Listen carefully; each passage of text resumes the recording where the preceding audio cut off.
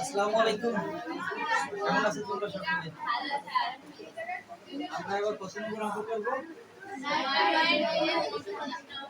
9.2 আমাদের প্রশ্ন লেখা আছে। আমাদের বইয়ের এটা সৃজনশীল অঙ্ক না?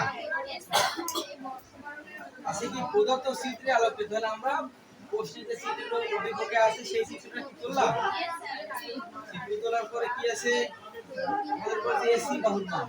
তাহলে এটা কি ত্রিভুজ? একটা সমকোণী ত্রিভুজ। চিত্র আমরা দেখে বুঝতে পারছি তোমরাই জানেন কি না? তাহলে তোমার এই ত্রিভুজটা ত্রিভুজের এই এবি বাহুর দৈর্ঘ্য কি দেওয়া আছে?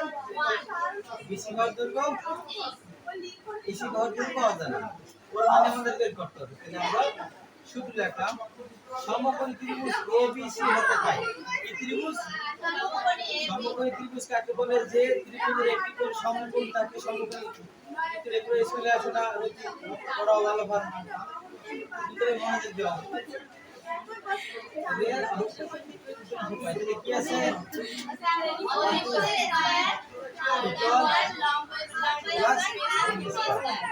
রতি বর্মান কিতে বলতে রতি রতি প্লাস পার সমান আছে এসির মান কত? মান আছে স্কয়ার দিলাম। এবি লম্ব বাহুর নাম কি? AB square. বিসি বাহুর মান বিসি স্কয়ার। তাহলে কি ভূমির মান বিসি স্কয়ার। আসি এবার এবি বাহুর মান দৈর্ঘ্য দেওয়া আছে কত? সূত্র স্কয়ার দিলাম হাতে প্লাস বিসি বাহুর মান কত? দিলাম স্কয়ার স্কয়ার আমাদের স্কয়ার দিলে কি হয়? রুট 3 স্কয়ার বাদ গেলে শুধু 3 এবার দুই পাশে যদি বর্গমূল করি ওর স্কয়ার বাদ আর ওই সাইডে রুট থাকে। এবার 4 এর পরিবর্তে কত স্কয়ার দেব? বলতে পারছো? এবার আমরা ক নম্বর অঙ্ক করব। ক নম্বর শেষ।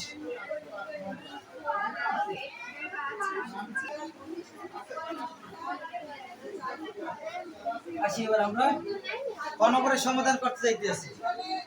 ক নম্বর প্রশ্নে কি আছে? নির্ণয় করতে বলছে tan a tan c। এই অঙ্কটা খুবই গুরুত্বপূর্ণ এক জায়গায়। কোন জায়গায় সেটা তোমাদের বুঝাই দেব।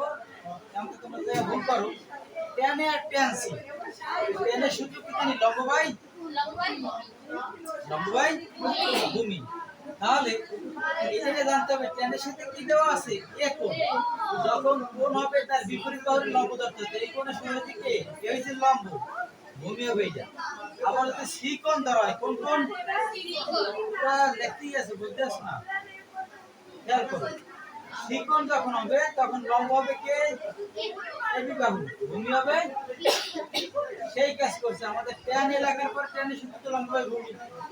এটাকেও tan c লম্ব বাই ভূমি লিখলাম। কিন্তু লম্ব যখন এ কোণ হইল তখন লম্ব কোন বাহু লম্ব হইছে? বিসি বাহু লম্ব হইছে। আর ভূমি হইছে এবি বাহু।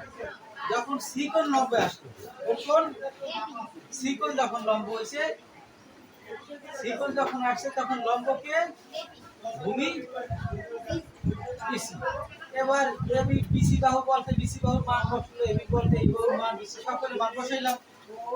বুঝতে পারছি? এবার আমরা প্রদত্ত রাশি লেখার পরে অংশবিদ করলাম। tan এর মান কত বেশি তেমন না মাঝে প্লাস tan c অক্ষরের মান কত বেশি? লসাগুতে মানে বুঝছো লসাগু ঘরে শুধু 3 স্কয়ার মাঝে প্লাস 1 এর স্কয়ার দিলে ঘরে রুট 3 থাকলো স্কয়ার বাদ দিলে শুধু 3 1 এর স্কয়ার দিলাম 3 এর এই নম্বর আমাদের শেষ হলো। এবার ঘ নম্বরে যাব।